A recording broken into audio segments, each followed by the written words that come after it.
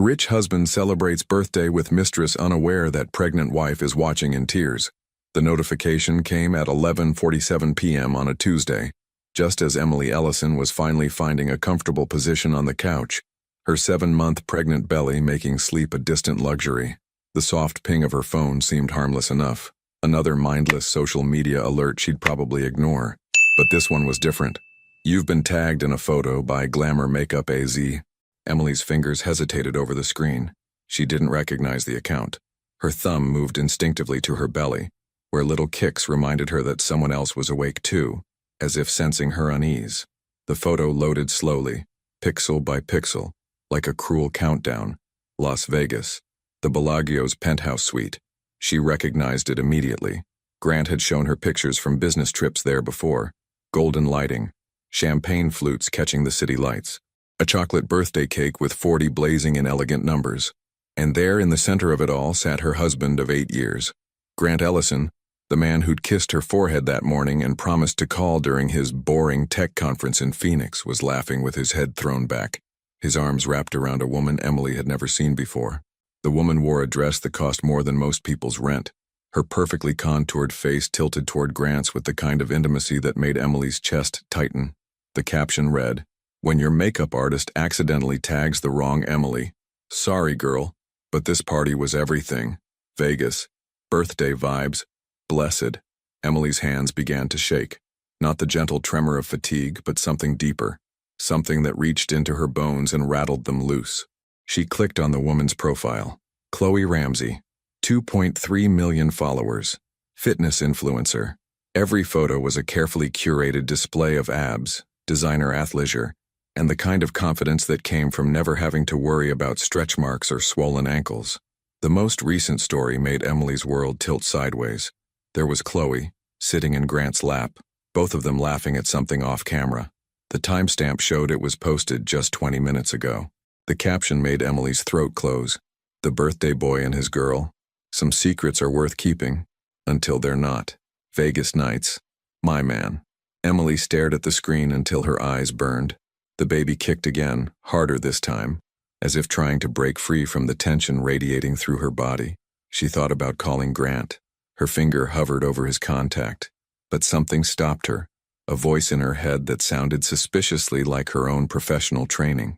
As a clinical psychologist, she'd counseled dozens of women in similar situations. She'd always told them the same thing: don't react from emotion, observe, gather information, then decide. Instead of calling, Emily began to scroll. The photos went back months. Chloe at expensive restaurants Emily had never been to. Chloe in a car that looked exactly like Grant's new Tesla. Chloe wearing a bracelet that seemed familiar. Too familiar. Emily's breath caught.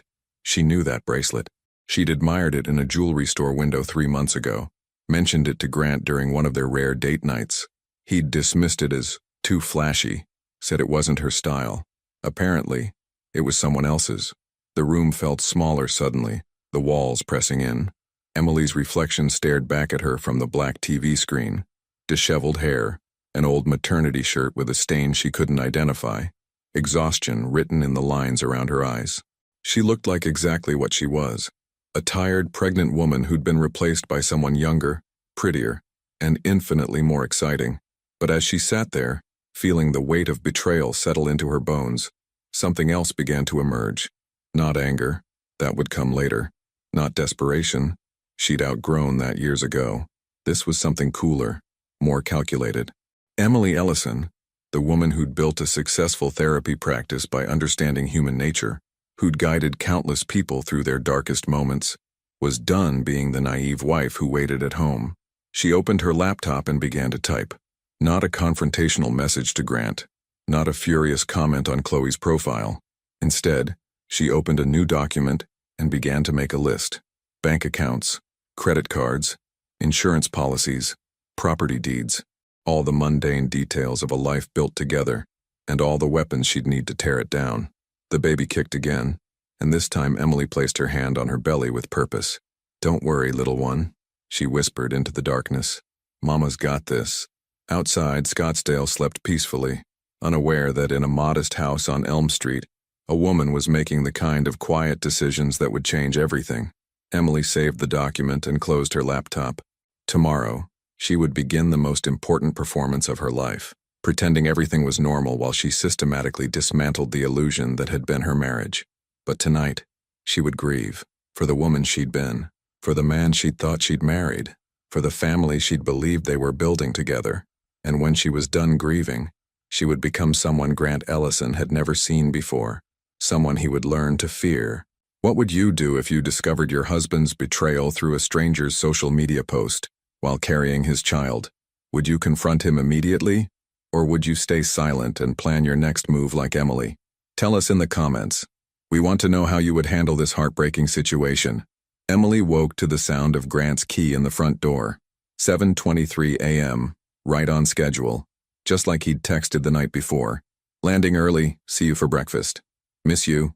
She'd read that message 3 times, each word feeling like a small blade. Miss you.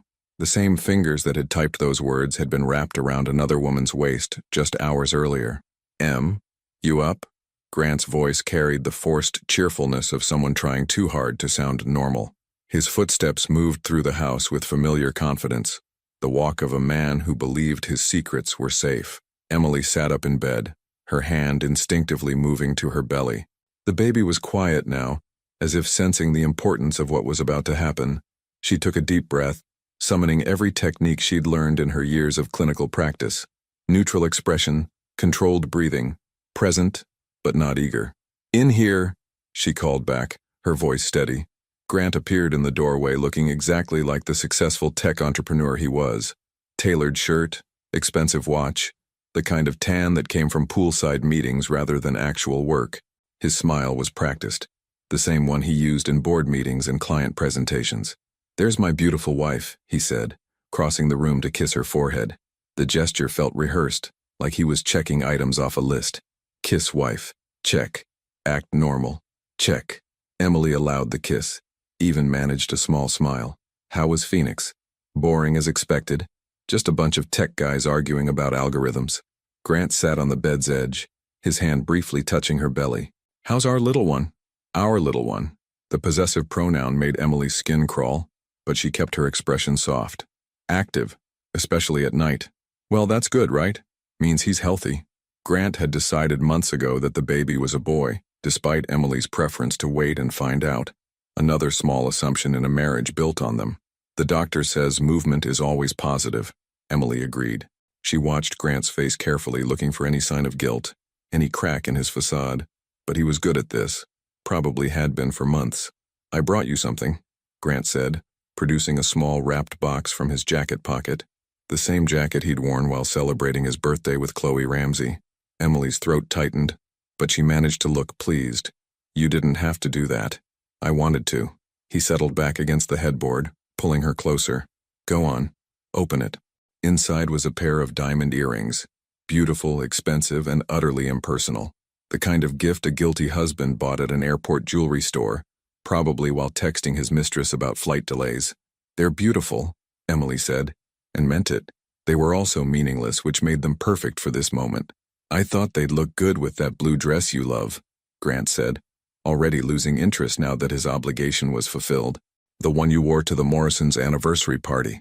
Emily nodded, though she knew exactly which dress he meant. The one that barely fit over her growing belly. The one that made her feel frumpy and uncomfortable. Of course he'd mention it. In Grant's mind, she was still the same woman from 8 months ago, just temporarily inconvenienced by pregnancy. "I should start breakfast," Emily said, beginning to rise from the bed. "I'll help," Grant offered, but his phone was already buzzing with notifications. His attention shifted immediately, fingers swiping across the screen with practiced efficiency. Emily watched him in the mirror as she brushed her hair. His face lit up as he read something, a small smile playing at his lips. Then just as quickly the expression disappeared, replaced by studied concentration. "Work?" Emily asked innocently. "Just some follow-up from the conference." Grant's voice carried a slight edge now, the tone of someone who didn't want to be questioned. "Actually, I should probably head to the office early. There's a lot to catch up on." Of course there is, Emily thought. Chloe probably posted something new. "I understand," she said instead. "I have a client session at 10 anyway." This wasn't entirely true. Emily had been working reduced hours since her second trimester. seeing clients remotely when possible. But Grant had never paid close attention to her schedule, so the lie came easily. Downstairs, they moved through the morning routine with practiced efficiency. Grant made coffee for himself while Emily prepared herbal tea. He scrolled through his phone while she made toast. They sat at the kitchen island, sharing the space but occupying different worlds. "Oh," Grant said suddenly, as if remembering something unimportant. "I might have to travel again next month. There's a potential client in Seattle." Emily's grip tightened on her mug. "How long?" "Just a long weekend. You'll be fine, right? I mean, you're not due for another 2 months." The casual dismissal in his voice was breathtaking, as if carrying his child, managing a household, and maintaining her career were minor inconveniences that shouldn't interfere with his travel plans. "I'll be fine," Emily said, and this time she meant it in ways Grant couldn't possibly understand. After he left, another performative kiss, another promise to call later, Emily sat alone in the kitchen listening to the silence. The house felt different now, like a stage set waiting for the next act. She pulled out her phone and opened Chloe's Instagram again. New posts from Vegas, more photos of the birthday celebration, more glimpses of the life her husband was building with someone else. But this time, Emily didn't feel the crushing weight of betrayal. Instead, she felt something else entirely: clarity. Grant thought he was managing 2 different lives with the skill of a master juggler. He had no idea that Emily was about to become the force that would bring both of them crashing down. She opened her laptop and began typing again, this time with purpose. Client appointments to reschedule, bank statements to request, legal consultations to arrange. The baby kicked, and Emily smiled for the first time in hours. "Daddy thinks he's so clever," she whispered to her belly. "But he's about to learn that Mommy is smarter than he ever imagined." Outside, Grant's car disappeared down the street, carrying him back to his double life. Inside, Emily Ellison began the careful work of building a new single one. Emily's first stop was the coffee shop on Main Street, the one with Wi-Fi strong enough to handle what she was about to do. She ordered a decaf latte and settled into the corner booth, her laptop open and ready. For the next 2 hours, she became a digital detective. Chloe Ramsey's entire online presence unfolded before her like a map of betrayal. Emily scrolled through months of posts looking for patterns, dates, clues. Her clinical training kicked in. She approached each image like a case study, analyzing details most people would miss. March 15th. Chloe at Fleming's Steakhouse posting about dinner with my mystery man. Emily checked their credit card statement on her phone. Grant had charged $347 at Fleming's that same night, claiming he was entertaining a client. April 2nd. Chloe in workout clothes thanking her personal trainer for pushing her limits. The gym in the background was Titanium Fitness, the same exclusive club where Grant had suddenly developed an interest in morning workouts. April 20th. A photo of Chloe's manicured hand wearing the bracelet Emily had admired, captioned, "When he knows exactly what you want," posted 3 days after Grant told Emily they needed to be more careful with spending because of the baby coming. Each discovery felt like a small explosion in Emily's chest, but she kept her expression neutral. The elderly woman at the next table smiled at her occasionally, probably thinking she was a dedicated young mother working from home. If only she knew. The most damning evidence came from Chloe's TikTok account. Emily found a video from 2 weeks ago, Chloe doing a get ready with me routine, the camera catching a glimpse of a familiar tie draped over a chair in the background. Grant's Stanford University tie, the one he wore to important meetings. Emily screenshot everything, creating a digital timeline of her husband's double life. Each image was saved with dates, locations, and corresponding charges from their shared accounts. She was building a case piece by piece. Her phone buzzed. A text from Grant. "Crazy busy day. Might be late for dinner. Love you." Emily stared at the message, then at her laptop screen where Chloe's latest Instagram story showed her getting a massage at the Phoenician spa. The timestamp was 10 minutes ago. "Love you too," Emily typed back, her fingers steady despite the rage building in her chest. She closed the laptop and drove to her next destination, the office of Miranda Walsh, the best divorce attorney in Scottsdale. Miranda had been 2 years ahead of Emily in college, and they'd maintained the kind of casual friendship that made this conversation possible. "Emily." Miranda stood up from behind her mahogany desk, her smile faltering slightly when she saw Emily's expression. "This is unexpected. Please, sit down." The office smelled like expensive leather and fresh flowers, the kind of place where wealthy people came to untangle their complicated lives. Emily had never imagined she'd be one of them. "I need to know my options," Emily said without preamble. Hypothetically, Miranda's expression shifted into professional mode. "Of course. What kind of situation are we discussing?" "A pregnant woman. Married 8 years. Husband is having an affair." Emily's voice was steady, clinical. "The affair is ongoing and public, though not to their mutual friends. There's evidence of financial deception, using marital funds for the relationship." "How much evidence?" Miranda asked, pulling out a legal pad. "Extensive. Photos, receipts, social media posts, a clear timeline going back months." Miranda nodded, making notes. "And the wife's financial situation? She has her own income, but it's reduced due to pregnancy. The husband controls most of the major assets." Emily paused. "The house is in both names, but he handled the down payment from his business account. Arizona is a community property state," Miranda said carefully. "That works in the wife's favor, especially with evidence of marital misconduct and financial infidelity." She looked up. "Are we talking about you, Emily?" Emily met her gaze steadily. "We're talking about a hypothetical client who wants to know her options before making any decisions." "I see." Miranda set down her pen. "Hypothetically, this client should document everything, secure her own bank account, and avoid any actions that could be seen as provocative or vengeful. The goal is to appear as the rational, responsible party. And if the husband doesn't know she's aware of the affair, that's actually advantageous. It gives her time to prepare properly." Miranda leaned forward. "But Emily, hypothetically, this client should also consider that divorce is a nuclear option. Some couples work through infidelity." Emily's hand moved to her belly where the baby was stirring. "Not this couple. This husband isn't just cheating. He's building a separate life. The wife deserves better than being someone's safety net." Miranda nodded slowly. "Then this hypothetical client should know that with proper documentation and Arizona's community property laws, she has significant leverage, especially if she can prove the affair affected marital finances."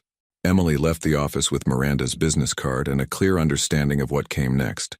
She drove home feeling something she hadn't experienced in months: hope. That evening, Grant returned home with flowers, grocery store roses, the kind of afterthought gesture that confirmed Emily's suspicions about how his day had really been spent. "How was your day?" he asked, kissing her cheek while scrolling through his phone. "Productive," Emily said, arranging the roses in a vase. "I had a session with a new client, a woman dealing with betrayal trauma." Grant's hand stilled on his phone for just a moment. "That sounds challenging." "It is, but she's stronger than she realizes. Sometimes people underestimate what a woman will do when she's finally had enough." Grant looked up from his phone, something flickering in his expression. "What do you mean?" Emily smiled, the same gentle smile she'd worn for 8 years of marriage. "Just that people can surprise you. My client thought she was powerless, but she's actually in complete control of her situation. She just didn't know it yet." "Interesting," Grant said, but his attention was already back on his phone, where Emily could see Chloe's name in his text notifications. As they sat down for dinner, Emily watched her husband type responses to another woman while making small talk about his day. But instead of feeling devastated, she felt something else entirely: anticipation. Grant thought he was managing his double life with surgical precision. He had no idea that Emily was about to perform surgery of her own, and she was a much better surgeon than he'd ever imagined. "How's the Seattle trip shaping up?" Emily asked innocently, cutting into her chicken. Good, should be productive weekend." Grant's voice carried the easy confidence of someone who believed his lies were bulletproof. Emily smiled and took another bite, already planning her next move. By the time Grant realized what was happening, she'd be holding all the cards, and unlike him, she actually knew how to play them. The next morning, Emily moved with the precision of someone executing a carefully planned operation. While Grant showered, singing off-key and completely oblivious, she accessed their joint accounts from her laptop in the kitchen. The numbers told a story that made her stomach clench. Over the past 4 months, Grant had withdrawn nearly $15,000 in cash, money that had never appeared in their household budget discussions. There were charges at restaurants she'd never been to, hotels she'd never seen, and a jewelry store purchase for $2,800 made the day after he'd told her they couldn't afford the nursery furniture she'd wanted. Emily screenshot everything, adding it to her growing digital file. Each piece of evidence felt like armor, protecting her from the guilt she might have felt about what she was planning. Her phone rang. Dr. Melissa Arden, her obstetrician. "Emily, I'm calling about your appointment next week." Would you prefer Thursday or Friday afternoon? Thursday works perfectly, Emily said, then paused. Actually, Dr. Arden, can I ask you something? If a patient needed to prepare for potential stress during the third trimester, emotional stress, what would you recommend? There was a brief silence. Is everything all right, Emily? Just hypothetically, I have a client who's dealing with some difficult family circumstances. Well, hypothetically, I'd want that patient to have a strong support system.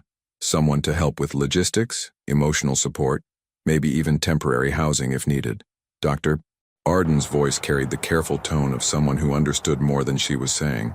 And I'd want her to know that her baby's health comes first, always. Thank you. That's very helpful. After hanging up, Emily called her sister Jenna in Tempe. They hadn't spoken in months. Emily had been too embarrassed to admit how isolated her marriage had become. But some bonds transcended time and pride. Em? Oh my God, I was just thinking about you. Jenna's voice carried the familiar warmth Emily had been craving. How's my nephew doing? Actually, we don't know the gender yet, Emily said, though the correction felt automatic. Jenna, can I ask you something? If someone needed a place to stay for a while, someone pregnant, would your guest room be available? The line went quiet for a moment. Emily, what's going on?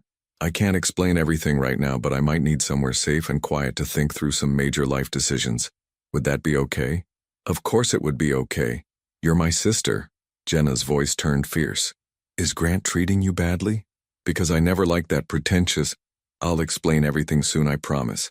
I just need to know I have options. You always have options with me, Em. Always. Emily felt tears prick her eyes for the first time in days. Thank you. Her next call was to the bank. Emily opened a checking account in her name only, transferring the maximum daily limit from their joint savings.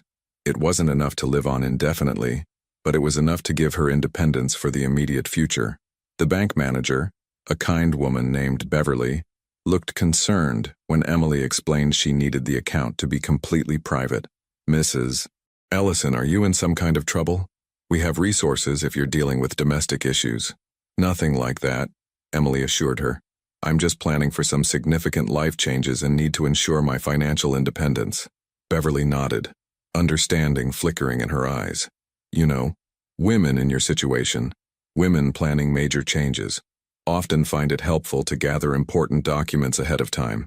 Birth certificates, social security cards, insurance policies, just in case they need to move quickly. Emily left the bank with more than just a new account. She had a reminder that she wasn't alone in this, that other women had walked this path before her. That afternoon, while Grant was at his client meeting, which Emily now knew was actually Chloe's Pilates class based on the Instagram story posted 20 minutes earlier, she methodically gathered documents. Marriage certificate, insurance policies, tax returns, Grant's business partnership agreements, everything Miranda had mentioned, plus items Emily's instincts told her might be important. She found Grant's laptop in his home office, password protected, but not impenetrable. After 8 years of marriage, she knew his patterns, combinations of his childhood dog's name, and important dates. The third attempt worked, Ranger 1985. What she found in his email made her sit down hard in his expensive ergonomic chair.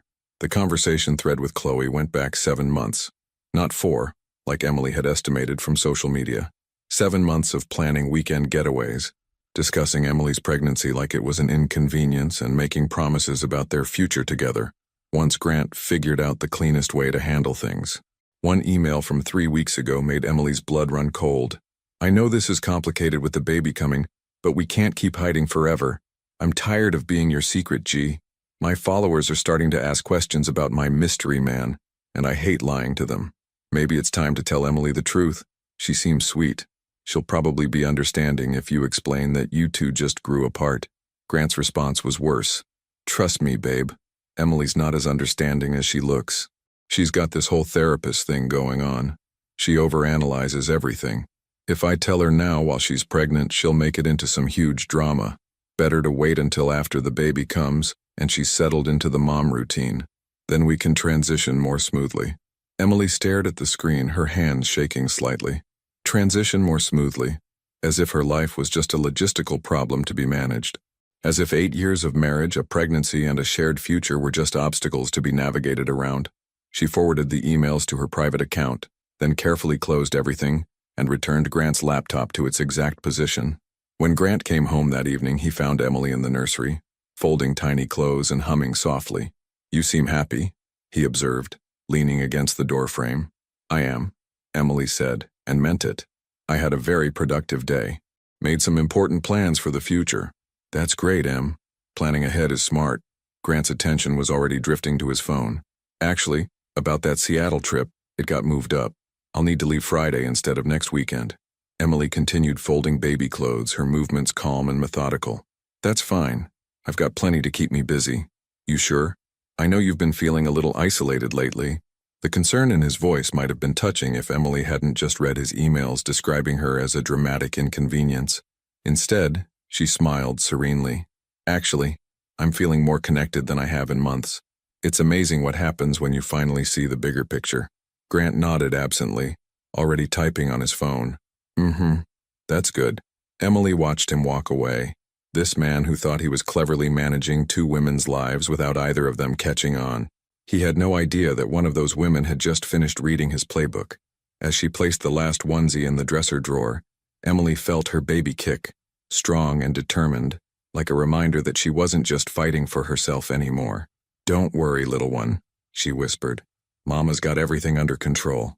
And for the first time since this nightmare began, she truly did. Friday morning arrived with the kind of crisp Arizona sunshine that made everything look deceptively peaceful. Emily stood at the kitchen window, watching Grant load his suitcase into his Tesla, the same car Chloe had posed in for her Instagram stories. "You sure you'll be okay?" Grant asked, adjusting his tie in the hallway mirror.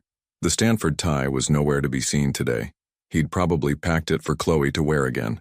"I'll be fine," Emily said, handing him his coffee and the travel mug she'd bought him for their 5th anniversary. "Have a safe flight." Grant kissed her cheek, the gesture as hollow as everything else about their morning routine. "I'll call you when I land." Emily nodded, knowing he wouldn't. He'd call Chloe instead, probably from the airport parking lot, making sure she was ready for their weekend getaway that had nothing to do with Seattle. The moment his car disappeared around the corner, Emily sprang into action. She had been planning this for 3 days, ever since reading those emails. While Grant thought she was nesting and preparing the nursery, Emily had been preparing for something else entirely. Her escape. The moving company arrived at exactly 9 a.m. 2 men with a small truck, hired for what Emily had described as relocating some personal items to my sister's house while my husband travels. They worked efficiently, loading boxes Emily had secretly packed over the past week. Her clothes, important documents, her laptop, books, and the few pieces of furniture that were genuinely hers. Everything else, Grant's expensive gadgets, his pretentious art, the massive sectional sofa he'd insisted on, stayed exactly where it was. "Ma'am, what about the nursery furniture?" asked Mike, the older mover, gesturing toward the baby's room. Emily paused in the doorway, looking at the crib Grant had assembled with such enthusiasm, the changing table they'd picked out together, the rocking chair where she'd imagined nursing their child. For a moment, the weight of what she was leaving behind threatened to overwhelm her. Then she remembered his emails. Better to wait until after the baby comes and she settled into the mom routine. "Leave it," she said firmly. "My baby won't be using any of that."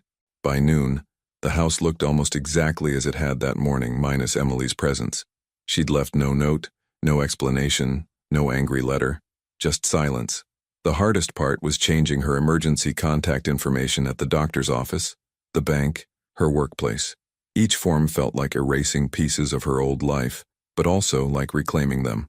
Emily's final stop before leaving Scottsdale was Grant's office building. She didn't go inside. She wasn't ready for that confrontation yet. Instead, she sat in the parking garage for 20 minutes, watching his employees come and go from the tech company he'd built, the business that had consumed so much of his attention that he'd apparently needed to find excitement elsewhere. Her phone buzzed. A text from Grant. "Landed safely. Long day of meetings ahead. Miss you." Emily stared at the message for a long moment, then blocked his number. It was a small action, but it felt enormous. The drive to Jenna's house in Tempe took 45 minutes, but it felt like crossing into a different universe. Jenna was waiting on the front porch of her modest bungalow, her face a mixture of excitement and concern.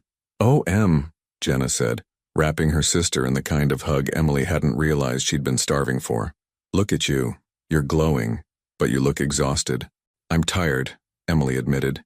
and the simple acknowledgement felt like releasing a breath she'd been holding for months.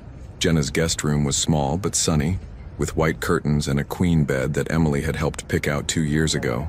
It wasn't fancy, but it was clean and safe and hers for as long as she needed it. "I made soup," Jenna said, hovering in the doorway, "and I cleaned out half the bathroom cabinet for your stuff, and I bought those crackers you liked when you were sick with morning sickness." Emily felt tears prick her eyes. "Jenna, Don't you dare apologize," Jenna interrupted. "I'm just mad you waited so long to call me. I should have known something was wrong when you stopped returning my texts." That evening, Emily finally told her sister everything. They sat on Jenna's couch, sharing a pint of pregnancy-safe ice cream, while Emily laid out the whole ugly story. The birthday party in Vegas, Chloe's social media presence, Grant's emails, the months of lies and financial deception. Jenna listened without interrupting, her expression growing darker with each revelation. "That absolute bastard," she finally said. "And that woman posting about your husband like he's some prize she won. Do they have any idea what they've done?" "Not yet," Emily said quietly. "But they will. What's your plan?" Emily pulled out her phone and showed Jenna the folder of screenshots, emails, and financial records she'd compiled. "Monday morning, I'm filing for divorce. Full custody, spousal support during pregnancy and early motherhood, and half of everything we built together, including his precious business." Jenna whistled low. "You've been busy." "I've been surviving," Emily corrected. "But now I'm going to start living." Meanwhile, 300 miles away in Las Vegas, Grant was having dinner at a rooftop restaurant with Chloe, completely unaware that his carefully constructed double life was about to implode. Chloe was posting stories of their weekend, tagging the location, showing off the expensive wine Grant was buying with money that legally belonged to both him and the wife he'd abandoned. Emily saw the posts. She hadn't blocked Chloe yet, but instead of feeling devastated, she felt something else: anticipation. Every photo, every public display was more evidence for Miranda to use in court. "Let them have their fun," Emily murmured, screenshotting Chloe's latest story. "They have no idea it's all about to end." That night, Emily slept better than she had in months. Not because her problems were solved, they were just beginning, but because she was finally taking action. She was no longer the passive victim of Grant's selfishness and Chloe's narcissism. She was a woman with a plan, a support system, and the kind of quiet determination that could move mountains. Grant would return from Vegas on Sunday evening to an empty house and a wife who had vanished like smoke. He'd panic, call her friends, maybe even file a missing person report. But Emily wouldn't be missing. She'd be exactly where she belonged, building a new life for herself and her child, free from the lies that had been slowly suffocating her. The baby kicked as Emily drifted off to sleep, and she smiled in the darkness. "We're going to be just fine, little one," she whispered. "Mama's got us now." Sunday evening, Grant's key turned in the lock of what he thought was his perfectly managed life. He was already mentally composing his text to Emily. Something about Seattle being productive but missing her and the baby. The same performance he'd given countless times before. "Em, I'm home," he called out, dropping his luggage in the foyer. The house felt different somehow, though he couldn't pinpoint why. Quieter than usual. The silence that greeted him wasn't unusual. Emily often took afternoon naps these days. Grant headed to the kitchen, expecting to find evidence of her weekend. Maybe takeout containers from her favorite Thai place or the remains of one of her pregnancy cravings scattered across the counter. Instead, he found nothing. The kitchen was spotless, almost sterile. No coffee cup in the sink, no pregnancy vitamins on the counter, no sticky notes with grocery lists in Emily's careful handwriting. "Emily," Grant called again, louder this time. He climbed the stairs 2 at a time, his heartbeat picking up pace for reasons he couldn't explain. Their bedroom looked exactly as he'd left it except for the closet. Emily's side was empty. Not messy empty, like she'd grabbed clothes in a hurry. Completely, systematically empty. Her hangers were gone. Her shoes. The jewelry box that had belonged to her grandmother. Grant stared at the vacant space, his mind struggling to process what he was seeing. This wasn't Emily having a pregnancy mood swing or going to stay with a friend for a few days. This was deliberate. Planned. He pulled out his phone and hit her contact. It went straight to a generic voicemail message. Not Emily's voice. The automated system voice that meant she'd either turned off her phone or... His hands were shaking as he tried again. Same result. Grant ran through the house like a man possessed, checking every room looking for some sign of where Emily had gone or why. The nursery was untouched, the crib, the changing table, all of it exactly as they'd arranged it together. But Emily's reading chair, the one she'd moved in there to practice nursing positions, was gone. His home office looked normal until he noticed his laptop had been moved slightly, just an inch or two, but Grant was obsessive about his workspace. Someone had been in here. The full weight of what had happened hit him like a freight train. Emily hadn't just left. She'd planned this. She'd waited until he was gone and systematically erased herself from their life. But how? Emily was 7 months pregnant, financially dependent on him, isolated from most of her friends. Where could she possibly go? Grant's phone buzzed. A text from Chloe. "Missing you already, can't wait for next weekend." He stared at the message, and for the first time in months, Chloe's attention felt like a burden rather than a thrill. Emily was missing, actually missing, and here was his mistress acting like nothing had changed. He tried calling Emily's sister Jenna but realized he didn't have her number. He'd never bothered to save it. Emily had always handled the family communications. Dr. Arden's office. Emily's obstetrician would know where she was, or at least if she was safe.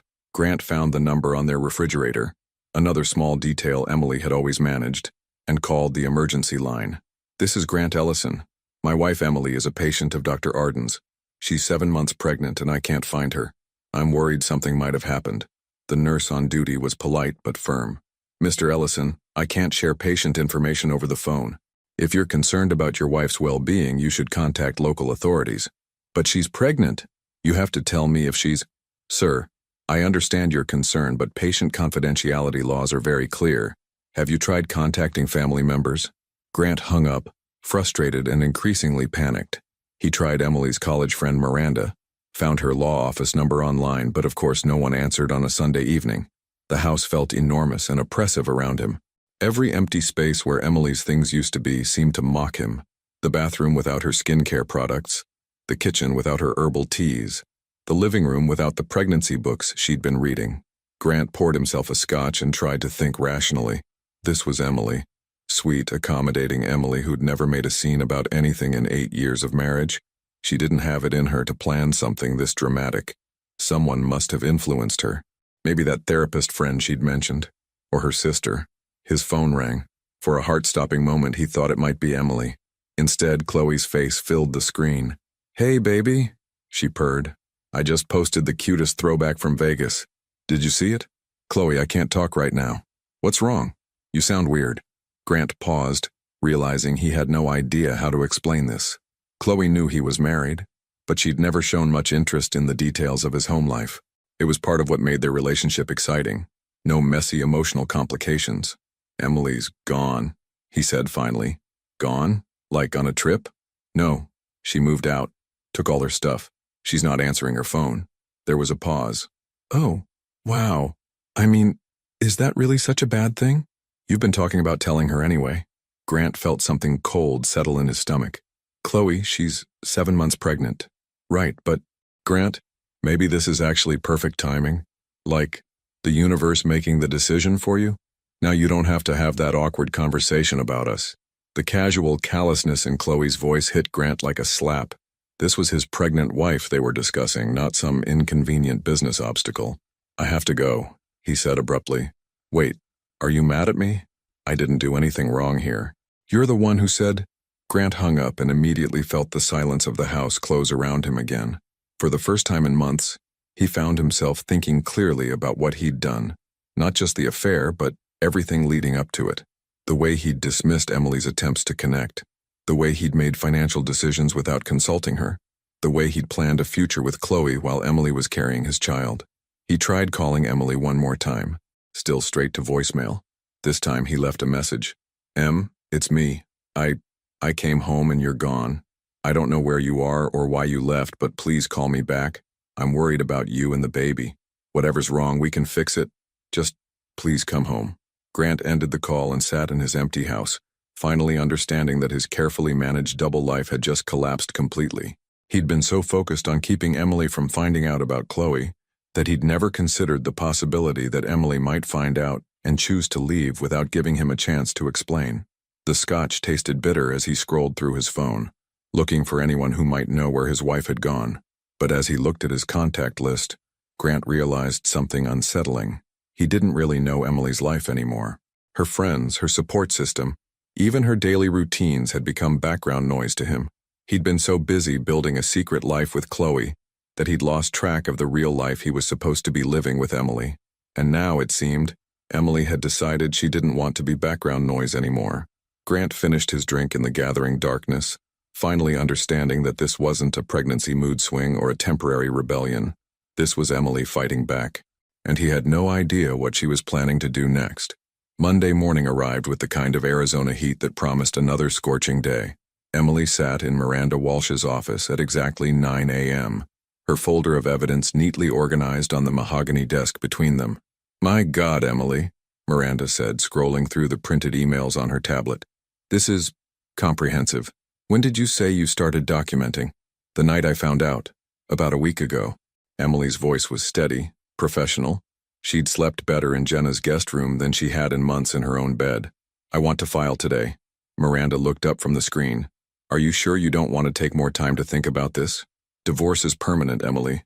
And with a baby coming, the baby is exactly why I can't wait." Emily placed her hand on her belly, where the morning's gentle movements reminded her why she was here. "Grant and his girlfriend have been planning my exit from his life for months. I'm just expediting their timeline." Miranda nodded slowly, then picked up her phone. "Diane, I need you to prepare a filing for today. Full divorce petition, emergency custody orders, and spousal support during pregnancy." She paused. "And Diane, this one's going to need to be served at the defendant's workplace today." While Miranda's assistant worked on the paperwork, Emily sat in the office's comfortable waiting area, watching Scottsdale's morning rush hour through the floor-to-ceiling windows. Somewhere out there, Grant was probably in his office, trying to figure out where she'd gone, never imagining that she was 3 miles away dismantling their life with legal precision. Her phone buzzed. A text from Jenna. "How you feeling this morning, warrior?"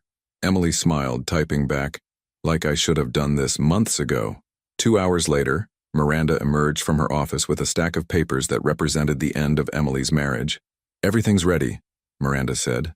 "The petition cites irreconcilable differences and adultery, requests immediate spousal support given your pregnancy, and asks for primary custody with supervised visitation until paternity is established." "Supervised visitation?" Emily asked. "Given the evidence of financial deception and the pattern of dishonesty, I think we can argue that Grant's judgment regarding the child's welfare is questionable." Miranda's smile was sharp. "Plus, it sends a message that this isn't going to be the amicable, quiet divorce he probably expects." At 11:47 a.m., exactly 1 week after Emily first saw that devastating photo, a process server walked into Grant's office building. Grant was in a meeting with his development team, trying to focus on quarterly projections while his mind kept drifting to Emily's empty closet. His assistant knocked on the conference room door. "Mr. Ellison, there's someone here to see you. Says it's urgent." Grant excused himself, irritated. The last thing he needed today was an unexpected visitor. He was already behind on everything, having spent most of Sunday night and Monday morning calling hospitals and driving around Scottsdale, looking for Emily's car. The man waiting in his lobby was tall, professional, and holding an envelope. "Grant Ellison? That's me. You've been served. Have a good day, sir." Grant stared at the envelope as the process server walked away. His name was typed on elegant law firm letterhead, Walsh and Associates. The return address was in Scottsdale. His hands shook slightly as he opened it. "Petition for dissolution of marriage." The words blurred together at first. Emily Rose Ellison, petitioner. Grant Michael Ellison, respondent. Irreconcilable differences. Adultery. Financial misconduct. Grant sank into one of the lobby's leather chairs, the papers scattered across his lap.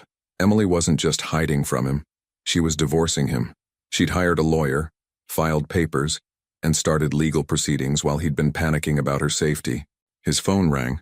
Miranda Walsh's office number, which he'd looked up yesterday in his desperate search for Emily. "Mr. Ellison, this is Miranda Walsh representing your wife in her divorce petition. I believe you've just been served?" Grant's mouth felt dry. "Where is Emily? Is she okay?" "Mrs. Ellison is safe and well. She's asked me to inform you that she'll be communicating through counsel from now on. I need to talk to her. There are things I need to explain. Mr. Ellison, I'd strongly advise you to retain your own attorney." The petition is quite comprehensive, and there are some serious allegations regarding financial misconduct and marital infidelity. Grant felt the conference room full of his employees, watching him through the glass walls. His private life was imploding in his professional space, and there was nothing he could do to stop it. "This is crazy," he said into the phone. "Emily's pregnant. We're having a baby together. She can't just—" "Sir, your wife has provided extensive documentation of your extramarital relationship, including financial records showing the use of marital assets to support this relationship. I suggest you review the petition carefully with qualified counsel." The line went dead. Grant sat in his lobby for 20 minutes, reading through the petition with growing horror. Emily hadn't just found out about Chloe. She'd documented everything. Bank records, credit card statements, hotel receipts, even printed screenshots of Chloe's social media posts that Grant had never realized were so public. The most devastating section detailed his email conversations with Chloe, including the ones where they discussed Emily's pregnancy as an inconvenience to be managed. Seeing his own words printed in legal documents made Grant feel physically sick. When he finally returned to the conference room, his team was still waiting, their quarterly projections forgotten. "Is everything all right, Grant?" asked David, his lead developer. Grant looked around the table at these people who respected him, who'd helped him build this company, who had no idea that his personal life had just exploded in spectacular fashion. "We'll need to reschedule," he said quietly. "Something urgent has come up." The rest of the day passed in a blur of phone calls to divorce attorneys and panicked texts to Chloe, who seemed more annoyed than concerned about the legal complications. "This is so dramatic," Chloe texted back. "Like, couldn't she have just asked for a separation or something? Going straight to lawyers is kinda bitchy." Grant stared at the message, wondering how he'd ever found Chloe's self-centeredness charming. Emily was 7 months pregnant, fighting for their child's future, and Chloe was worried about drama. That evening, Grant sat alone in his empty house, surrounded by legal documents and the remnants of his carefully constructed life. He'd managed to retain an attorney, Richard Thornton, recommended by a business associate, but the man's assessment had been grim. "Your wife's attorney is very good," Thornton had said, "and frankly, your wife has been very thorough in documenting her case. The financial records alone are damaging, and the email evidence of the affair combined with her pregnancy gives her significant leverage. What does that mean for me? It means you're looking at spousal support, potentially significant property division, and limited custody until paternity is established. Your wife is playing to win, Mr. Ellison." Grant had always admired Emily's intelligence, but he'd never imagined it could be turned against him with such devastating effectiveness. She'd outmaneuvered him completely, transforming from the accommodating wife he'd taken for granted into a strategic opponent he'd never seen coming. His phone buzzed with another text from Chloe. "Want to grab dinner? I hate that you're dealing with all this legal stuff. It's so boring." Grant didn't respond. For the first time in months, Chloe's company felt like the last thing he wanted. Instead, he found himself walking through his empty house, seeing it through Emily's eyes. The expensive furniture he'd chosen without consulting her, the home office that had become his private sanctuary, the nursery they'd planned together, now feeling like a monument to his failures. Emily had warned him, in her own quiet way. All those times she'd tried to talk about their relationship, their future, their growing distance. He'd dismissed her concerns as pregnancy hormones and overthinking. Now he was beginning to understand that Emily hadn't been overthinking at all. She'd been planning. 3 days after being served, Grant's world was falling apart in ways he'd never imagined possible. It started with his business partner, David, walking into his office on Thursday morning with a grim expression. "Grant, we need to talk," David said, closing the door behind him. "I got a call from our biggest client yesterday. They're concerned about some personal issues affecting the company's reputation." Grant looked up from his computer, where he'd been staring at the same spreadsheet for 20 minutes without processing any of it. "What kind of concerns?" Someone forwarded them a link to a social media post. "Something about you and a woman who isn't your pregnant wife." David sat down heavily. "Grant, tell me this isn't what it looks like." The blood drained from Grant's face. "Who sent them what?" David pulled out his phone and showed Grant a screenshot. It was Chloe's Instagram story from Vegas, the one where she was sitting in Grant's lap at his birthday party. Someone had circled Grant's wedding ring in the photo and added the caption, "When you're celebrating your 40th with your side piece while your pregnant wife is home alone. Cheating husband, Vegas, Angus Gross." "This has been shared over 200 times," David said quietly, and someone tagged our company account. Grant stared at the image, his stomach dropping. I don't understand. Who would? It doesn't matter who shared it first. What matters is that TechFlow Industries just pulled their contract. That's $2.3 million in revenue, Grant. And they specifically mentioned concerns about leadership character in their cancellation email. The rest of Thursday was a nightmare of damage control. Grant spent hours on calls with attorneys, PR consultants, and remaining clients, trying to contain the wildfire that his personal life had become. But the internet was relentless. By evening, someone had connected his business profile to Chloe's account, and the comments were brutal. Meanwhile, Chloe was having her own crisis. She'd woken up Wednesday morning to find her Instagram flooded with hostile comments. Someone had apparently done deep research, finding photos of Grant's hand with his wedding ring in several of her posts going back months. Her carefully curated image as a successful independent influencer was crumbling, as followers called her a homewrecker and husband stealer. This is insane, Chloe told Grant during a frantic phone call Thursday evening. People are messaging my sponsors. Activewear Plus just dropped my contract. They said I don't align with their family values anymore. Grant rubbed his temples, trying to think through the chaos. Who could have done this? Emily doesn't even use social media much. I don't know, but whoever it was knew exactly what they were doing. They found photos I forgot I even posted. Chloe's voice was shaking. Grant, I'm losing everything. My reputation, my income, my brand, all because someone decided to play detective. What neither Grant nor Chloe realized was that Emily hadn't orchestrated the social media exposure.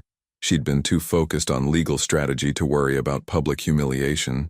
Instead, the viral posts had started with Marley, a 19-year-old college student in Phoenix who'd been following Chloe's content for months. Marley had noticed Grant's wedding ring in the Vegas photos and done some quick internet sleuthing. When she found Grant's business profile listing him as married with one child on the way, she'd felt sick to her stomach. Her own mother had been cheated on by her father, and seeing Chloe flaunting an affair with a married man whose wife was pregnant had triggered something fierce in her. The viral post was Marley's way of holding them accountable, and the internet had run with it. By Friday morning, Chloe was in full panic mode. She'd lost 3 sponsor contracts overnight, and her comment sections were so toxic, she'd had to limit who could post. Desperate to salvage her brand, she made a catastrophic decision. She went live on Instagram. Hey everyone, Chloe said, sitting in her perfectly lit apartment, trying to project her usual confidence. I know there's been a lot of crazy rumors going around about my personal life, and I just want to set the record straight. Grant was in his attorney's office when someone burst into the conference room to tell him his girlfriend was live streaming about their relationship to 50,000 viewers. First of all, Chloe continued, yes, I've been seeing someone who's married, but you guys don't know the whole story. Grant told me from the beginning that his marriage was basically over. He said his wife was cold and that they were only staying together because of the pregnancy. Grant watched in horror from his phone as Chloe destroyed any remaining chance of reconciliation with Emily. I know some people think I'm a homewrecker, but honestly, you can't wreck something that's already broken. Grant's been unhappy for years. I was just there for him when he needed support. Chloe's voice took on a defensive edge. And another thing, some of you are acting like his wife is some innocent victim, but trust me, no man leaves a happy marriage. There had to be problems already. The comments were exploding faster than Chloe could read them, most of them calling her delusional or worse. But she kept going, apparently believing she could talk her way out of the situation. Grant and I have something real, something his wife couldn't give him. We're planning a future together once all this legal drama is over. Chloe smiled at the camera. So yeah, call me a homewrecker if you want, but I know what I have with him is worth it.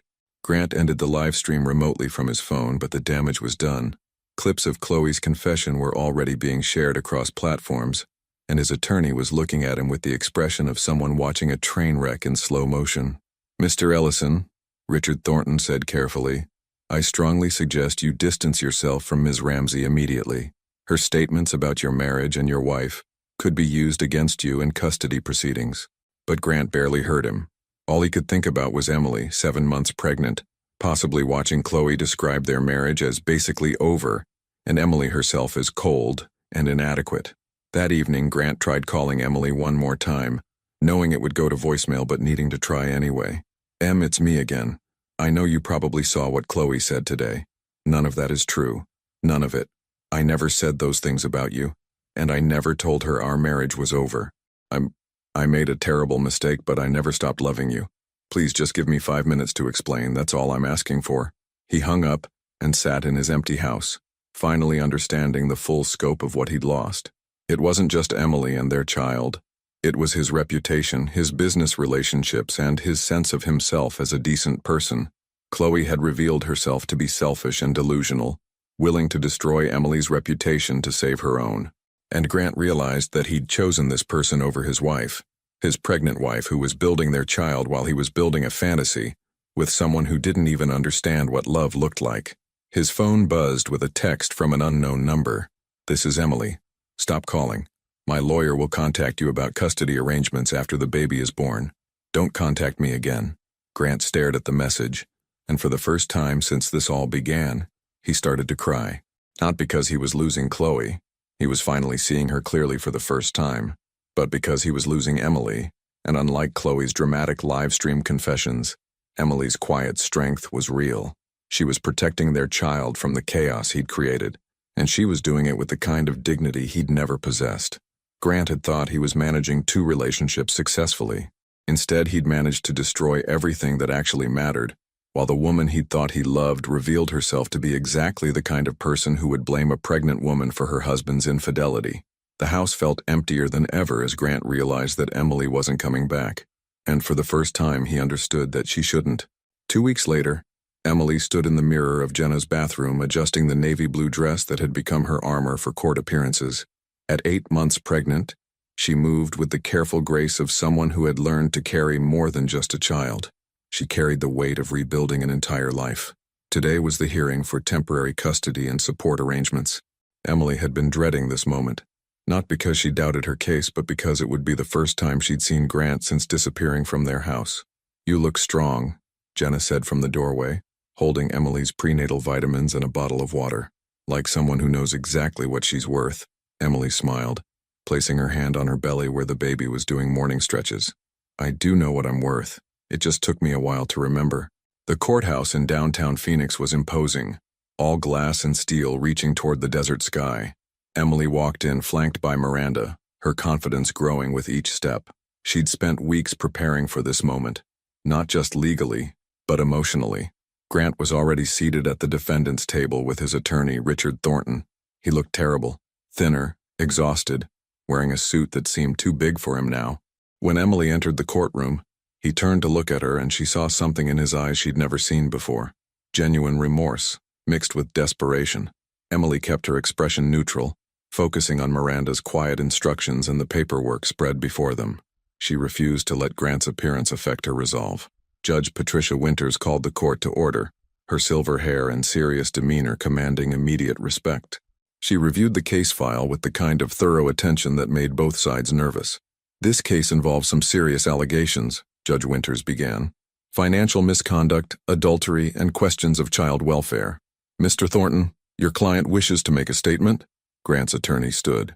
"Your Honor, my client acknowledges that mistakes were made in his marriage.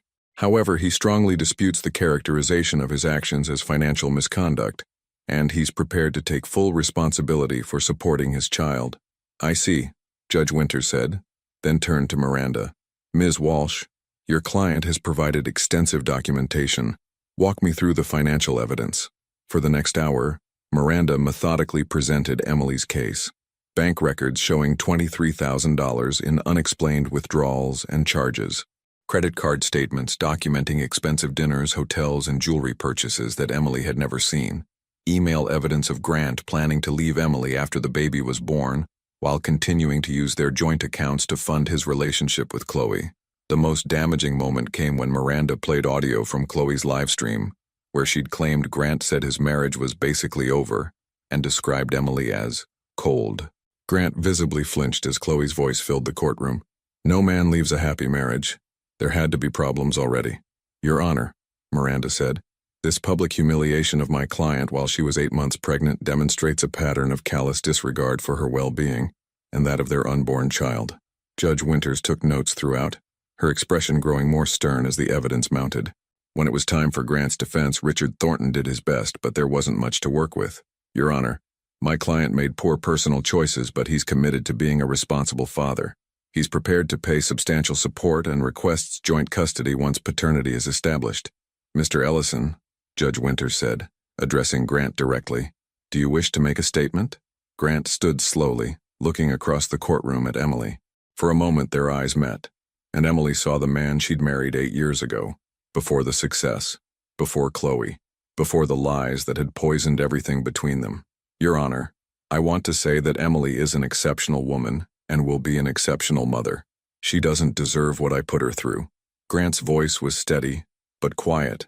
I don't expect forgiveness, and I'm not asking for a second chance. I just want to support our child and prove that I can be better than the man I've been these past months. It was a simple statement, without excuses or attempts to shift blame. Emily felt something loosen in her chest. Not forgiveness, but a kind of relief that Grant finally understood the magnitude of what he'd done. Judge Winters reviewed her notes for several long minutes before delivering her ruling. Based on the evidence presented, I'm granting Mrs. Ellison's request for temporary spousal support in the amount of $4,500 per month until 6 months after the child's birth.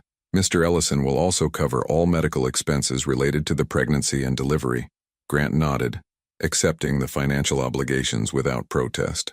Regarding custody, I'm ordering supervised visitation only until paternity is established and Mr. Ellison completes a parenting course. The child's welfare is paramount, and given the evidence of poor judgment regarding adult relationships, the court needs assurance that Mr. Ellison can prioritize his child's needs appropriately. Emily felt Miranda squeeze her hand under the table. They'd gotten everything they'd asked for, but Judge Winters wasn't finished. I want to address something else. Mr. Ellison, the financial records show a pattern of deception that goes beyond typical marital problems. Using joint accounts to fund an extramarital relationship while your pregnant wife managed household expenses is not just morally questionable, it's financial abuse. Grant's attorney shifted uncomfortably as the judge continued. Mrs. Ellison, you've shown remarkable composure and strategic thinking throughout this process. I hope you continue to prioritize your well-being and that of your child. As the hearing concluded, Emily gathered her papers with steady hands. She'd done it. She'd faced Grant in court and won not just financially, but ethically. The system had validated what she'd known all along, that she deserved better, and that her child deserved protection from the chaos Grant had created. Outside the courthouse, Grant approached her carefully, staying at a respectful distance. Emily, he said quietly, I know you probably don't want to hear this, but I need you to know what Chloe said in that live stream about me calling you cold or saying our marriage was over. I never said those things. I never would. Emily looked at him for a long moment. It doesn't matter what you said to her, Grant. What matters is what you did to us. I know, I needed you to know that. Emily nodded once, then turned to Miranda. I'm ready to go. As they walked away, Emily felt Grant watching her, but she didn't look back. There was no anger left, no desire for further revenge, just the quiet satisfaction of someone who had fought for herself and won. The baby kicked as Emily settled into Miranda's car and she smiled, placing her hand on her belly. Almost there, little one, she whispered. Just a few more weeks, and then we start our real life together.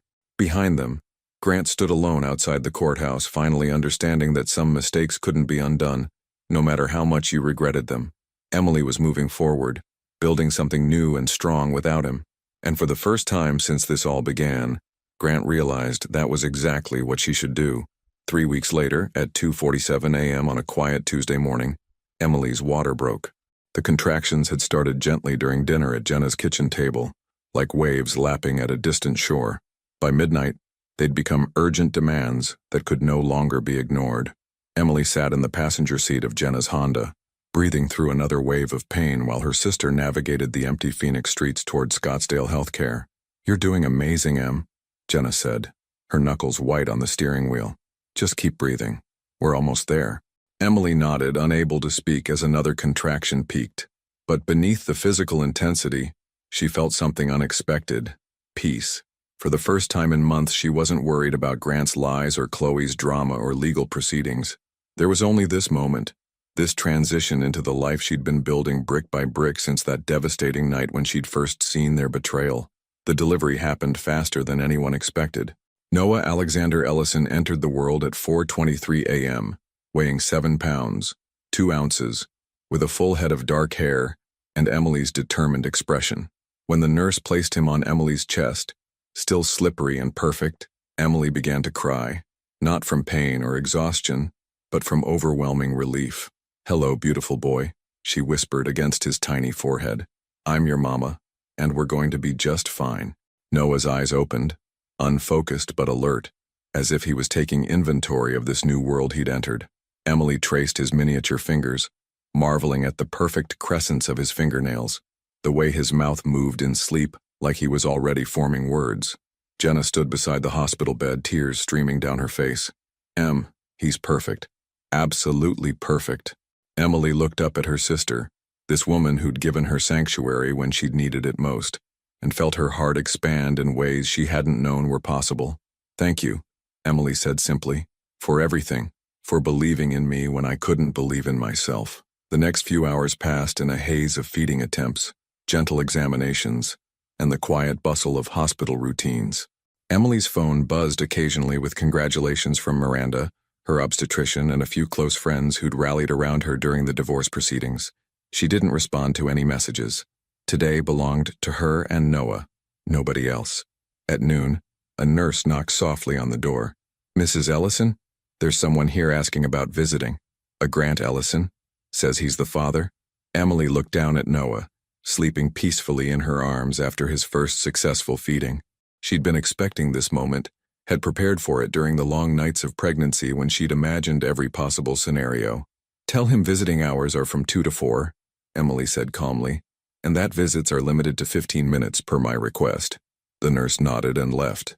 Emily spent the next 2 hours holding her son, memorizing the weight of him, the sweet smell of his skin, the way he gripped her finger with startling strength when she placed it in his palm. At exactly 2 p.m., Grant appeared in the doorway. Emily hadn't seen him since the courthouse 3 weeks ago, and the change was startling. He looked like he'd lost 15 pounds, his usually confident posture replaced by something hesitant and uncertain. He held a small bouquet of yellow flowers. Not roses, Emily noticed, but simple daisies from the hospital gift shop. "May I come in?"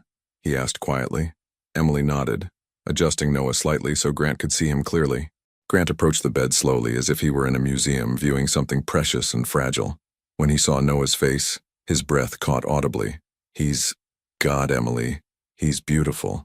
"Yes, he is," Emily said simply. Grant stood beside the bed, not reaching for the baby but drinking in every detail. "What's his name?" "Noah Alexander Ellison." "Noah," Grant repeated softly. "That's perfect." They stood in silence for several moments, both looking at this tiny person who connected them forever, regardless of what had happened between them. "Emily," Grant said finally, his voice barely above a whisper, "I know I have no right to ask this, but may I hold him?" Emily studied Grant's face, looking for signs of the man who had lied to her for months, who had planned to abandon her after Noah's birth. Instead, she saw something she recognized from 8 years ago, genuine vulnerability. "Sit down," she said, gesturing to the chair beside her bed. Grant sat carefully, extending his arms as Emily placed Noah against his chest. The baby stirred slightly but didn't wake, his tiny fist curling against Grant's shirt. For 10 minutes, Grant held his son without speaking. Emily watched them both, this man who had hurt her so deeply cradling the child they'd created together. There was no romantic reconciliation in this moment, no forgiveness for the pain he'd caused, but there was something else. The beginning of what co-parenting might look like when both people prioritized their child over their own damage. "I've been going to therapy," Grant said suddenly, still looking down at Noah, "and I joined that parenting class the court ordered. I know it doesn't fix anything, but I wanted you to know." Emily nodded. "That's good, Grant. Noah deserves the best version of you. He deserves the best version of both of us," Grant replied. "And you, Emily, you're already giving him that. I can see it just watching you with him." When the 15 minutes were up, Grant carefully returned Noah to Emily's arms and stood to leave. "Emily," he said at the doorway, "I know this doesn't change anything between us, but I need you to know. Watching you these past months, seeing how strong you are, how you fought for our son before he was even born. I'm proud to be his father, but I'm also proud that you're his mother." Emily looked up from Noah's sleeping face. "Thank you for saying that." Grant nodded once and left, closing the door softly behind him. That evening, as Emily prepared to take Noah home to Jenna's house, the first stop in their new life together, she felt something she hadn't experienced in months: hope. Not hope for reconciliation with Grant, or for some fairy tale ending where love conquered all, but hope for the future she was building, brick by brick, choice by choice. Noah stirred in her arms as she signed the discharge papers, his eyes opening to focus on her face with the kind of trust that took Emily's breath away. "Ready to go home, baby boy?" she whispered. As they left the hospital together, Emily realized that she'd been wrong about one thing during those dark months of discovering Grant's betrayal. She'd thought her life was ending, that Grant and Chloe had destroyed everything she'd built. Instead, they'd simply cleared the way for something better. Emily Ellison walked into the Arizona sunshine holding her son, no longer the woman who had waited at home while her husband built a life with someone else. She was a mother now, a survivor, a woman who had learned that sometimes the most courageous thing you can do is walk away from what's familiar and build something entirely new. Noah yawned against her shoulder as Jenna loaded their bags into the car, and Emily smiled. Their real life was just beginning.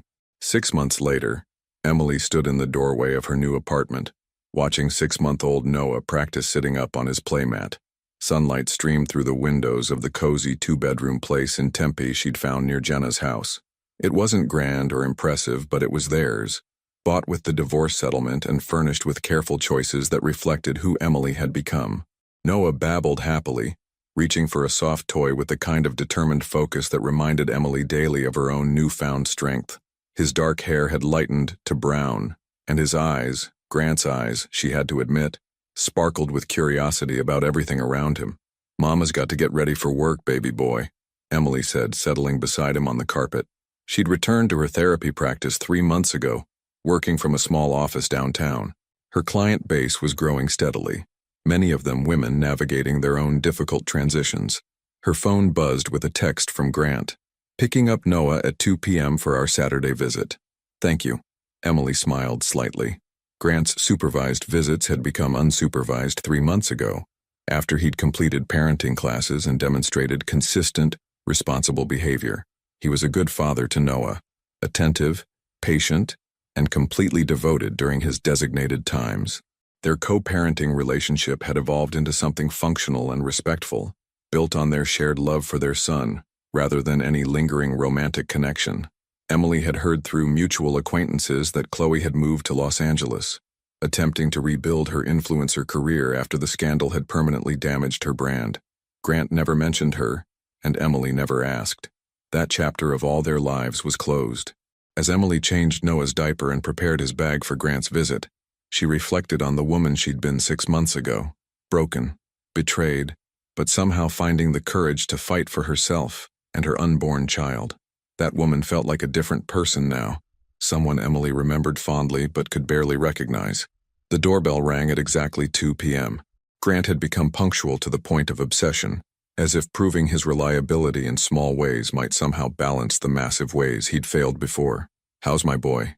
Grant asked as Emily opened the door, his face lighting up when he saw Noah reaching for him from Emily's arms. "He's been practicing sitting up," Emily said, transferring Noah to Grant's arms, "and he's starting to show interest in solid foods. I put some baby cereal in his bag." Grant nodded, absorbing every detail about his son's development with the intensity of someone making up for lost time. "Thank you. I'll have him back by 6 as usual."